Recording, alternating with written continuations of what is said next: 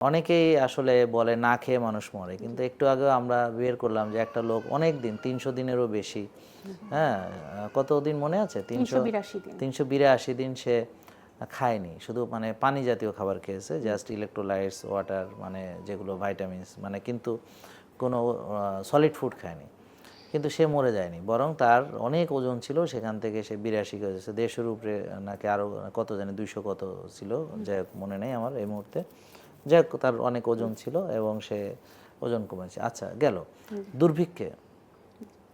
দুর্ভিক্ষে দেখেন কঙ্কাল ঘুরে বেড়াচ্ছে। এই যে কিছুদিন আগে আফ্রিকাতে যখন দুর্ভিক্ষে দেখলাম, একটা কঙ্কাল হাঁটতেছে, একদম জীবন্ত কঙ্কাল হাঁটতেছে, হ্যাঁ, মরেনি।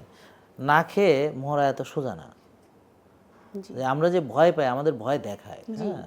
তো অনেকে বলে ডায়েট করে মারা গেছে, ভাই না খেয়ে মরা এত সোজা না, না খেয়ে মরা এত সোজা না। ও অন্য কোনো ভুল করেছে, সে হয়তো এমন কোনো ওষুধ নিত বা হয়তো এমন কিছু করেছে, হ্যাঁ, যেটা তার মানে মৃত্যুর কারণ ঘটেছে, কিন্তু না খেয়ে মরা এত সোজা না।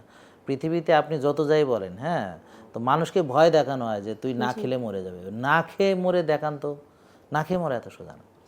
তো এই জন্যে আমরা ভয় পাই, আমাদের ভয় দেখানো হয়, ঠিক আছে। কিন্তু এটা যদি আপনি চিন্তা করেন যে দুর্ভিক্ষে, হ্যাঁ, না খেয়ে মরতে কতদিন লাগে একটা মানুষের, তো আমি আপনাদেরকে ডেটা দিই যে যদি কিছুই না খান অন্তত 7 দিন লাগবে মরতে, যদি পানিও না খান, ঠিক আছে। তাহলে ডায়েট করে মানুষ মরে কেমনে? কথার কথা, যদি আমরা ডায়েট না লাইফস্টাইল নিয়ে কাজ করি, তাহলে এই যে ভয়টা দেখানো হয়, আর যদি সে পানি খায় তাহলে অন্তত 1 মাস তো কিছুই হবে না, হ্যাঁ। আর যদি ওজন বেশি থাকে, ওই তো বললাম না, পানি খেয়ে তো সে 300 কত 82 দিন ছিল, বুঝছেন, ওয়াটার ইলেকট্রোলাইটস এগুলো।